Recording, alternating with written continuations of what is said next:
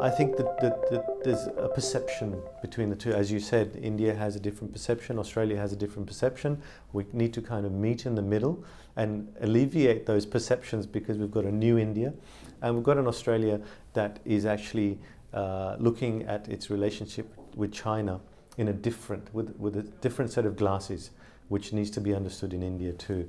And if that can be addressed, I think there's a lot more that can be done. And I know that, you know, with India's requirements to grow the GDP, you know, and get onto high single digits or double digits GDP growth, which is required for the population growth and so on, and you know, become the nation that it aspires to be, the young Indians want to do, and we talked about aspirations earlier. I think it's important for the two countries to come together strategically. I mean, you talked about geopolitics before, and that's always going to continue. And there's always going to be smoke and mirrors with countries when it comes to geopolitics. But when it comes to the real people-to-people connectivity, you talked about education, where, you know, Indians are the largest migrants now in Australia. Tourism figures are growing both ways. You know, we've got the Colombo plan, which looks at sending Australian students into India to study and across Asia. And I think we need to take that into consideration, and the diaspora will play, that's the living bridge, we call it the living bridge, will play a vital part. It's obvious and very well known that the ministry is short-staffed when it comes to, you know, diplomats and the number of people working in the MEA.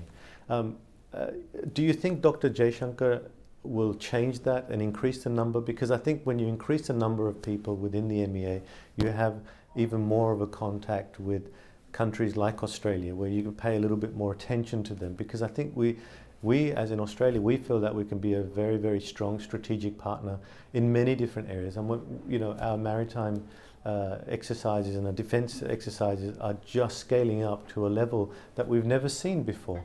And I think that will continue. But when you look at the trade, 2025, it's nothing. You know, it's the same trade as what we have with New Zealand. It just doesn't make sense, and we want to grow that. And I think economics plays a vital part in this. So how can we, you know, work on the economic side where the trade grows? And what does India have to do, and what will India do? I know Australia is working hard, and they've put a lot of resources behind that. But what can India do to reciprocate that? Well, I think as you point out, Australia has an India strategy, which is economic.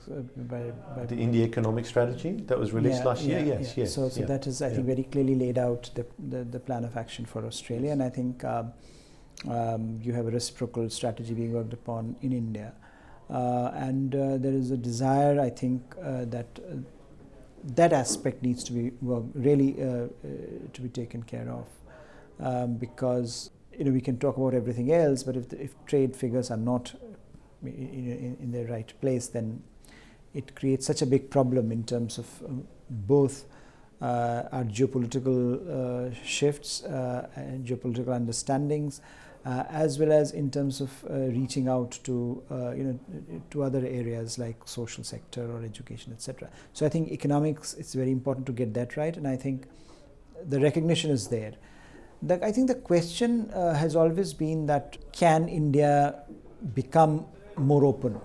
I mean, there are some real questions about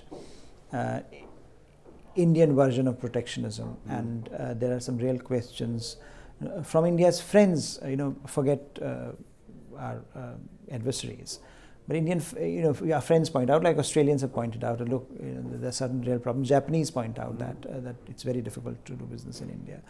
Of course, Americans are now threatening under Trump, so there's a trade conflict in the offing there.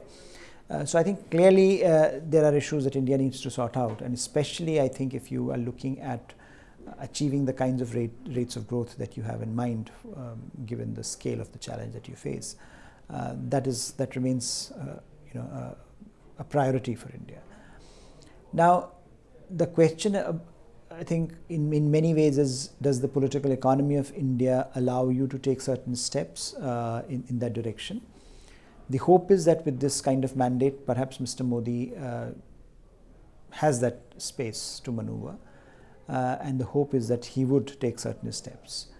A related issue there is that do you also work, the work on ease of doing business, for example, in India.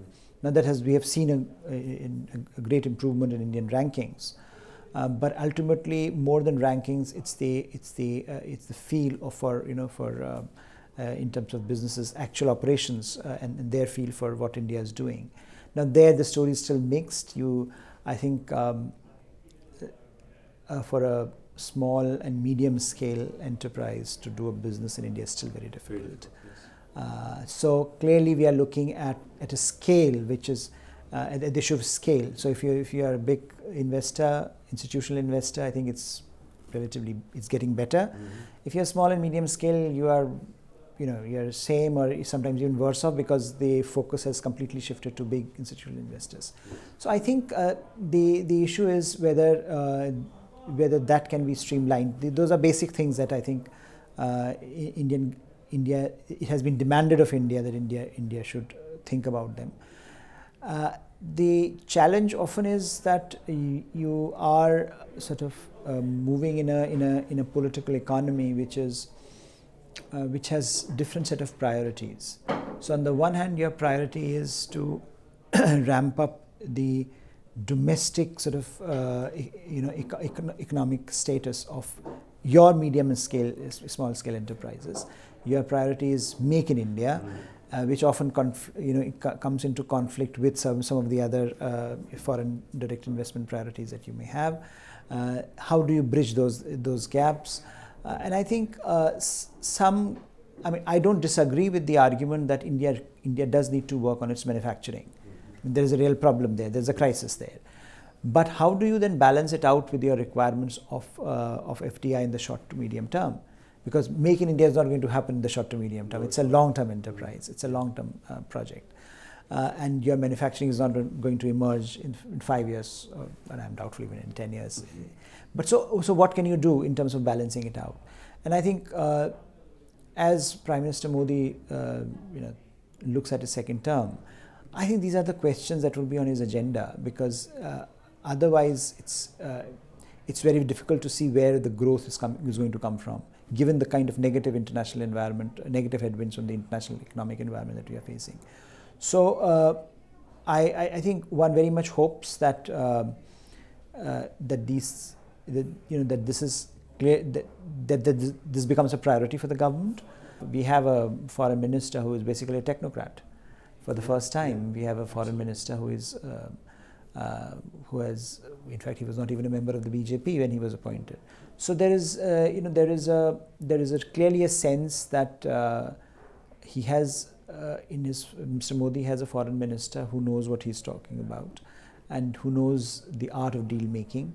So and a lot of these things would involve deal making in ways that we have not seen before. I mean, transactionalism is a bad word, but diplomacy is all about transactions. Absolutely. So I hope that with a little bit of transactionalism, India is able to manage some of these trade issues in particular, which I think are going to govern the foreign policy agenda at least for the next 2 years, because that's where the focus of the Trump administration is going to be as he gets into the election mode.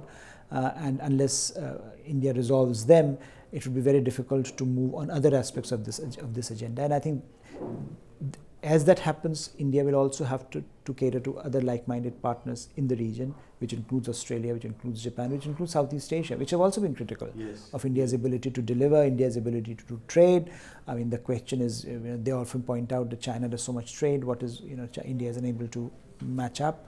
So I think those are all issues which basically transcend the strategy economic policy binary. And both of them will have to be taken into account together if India is to evolve a strategic position in the neighborhood, in its extended neighborhood, in the larger Indo-Pacific in ways that I think Mr. Modi wants to be. Yes, yeah. What would his relationship be, being a technocrat and not being part of the BJP?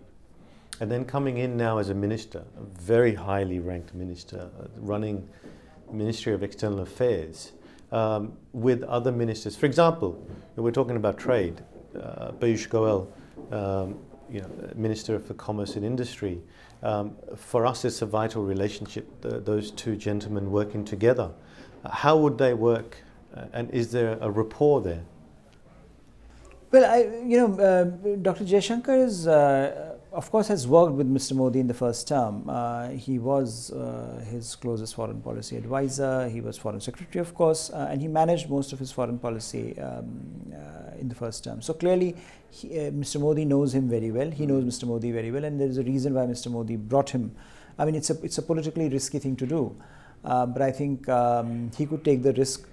Given the mandate that he got. So I think, and I think he recognized the challenges India faces, and he recognized that you needed a strong hand to steer India through these turbulent times. One of the things that Mr. Modi has been able to do is to develop, or at least push for, an across the government approach in governance. So we are no longer looking at issues in silos. So it is not that this is Commerce Ministry and this is Foreign Ministry, this is Defense Ministry.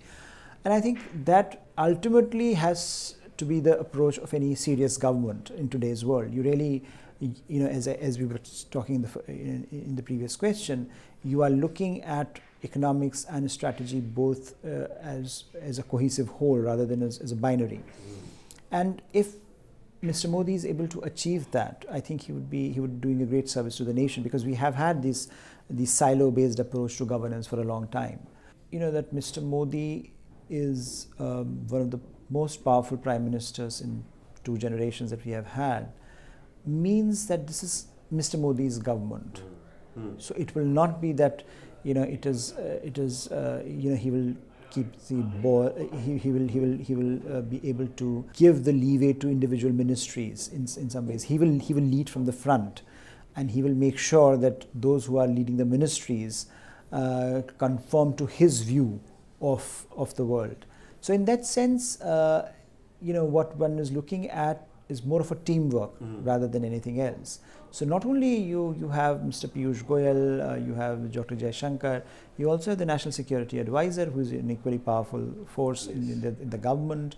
You also have Minister of Defense, so is Rajnath Singh, an equally powerful member of the cabinet. So if you see, and Home Minister, who is an equally powerful politician, yes. Amit Shah. Yes. So you have a range of very influential people, but all hopefully working in direction set by the Prime Minister, because Prime Minister remains, in our system, he is primus inter pares, we say, right? Yes. So first among equals. But in this case, he's much more first. Yes. Prime, yes. And I think there should be no doubt in anyone's mind that the government will be run according to what Mr. Modi wants.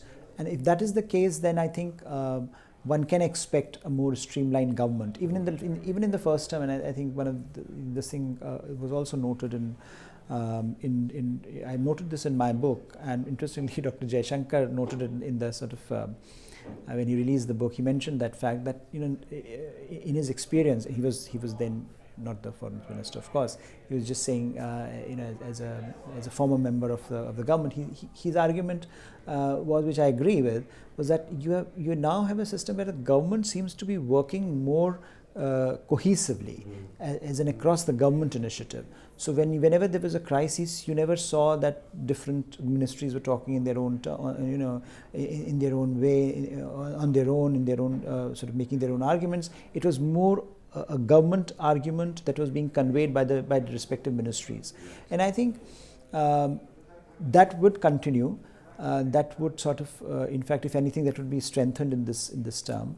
And hopefully that will deliver the kind of results that Mr. Modi wants, and that I think a lot of us want in terms of delivery on actual output of the government. So what is it that the government would be able to deliver on questions like trade, on questions like bilateral disputes, on questions of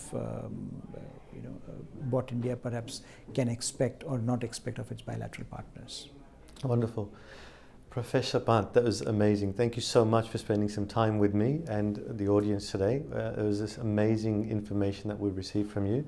And we'd hope that you return to Australia and, maybe we'll have another conversation in a couple of years' time to see exactly where things have moved forward to. Thank you so much. I appreciate it. Thank you so much. Thank you for having me. Lovely. Thank you.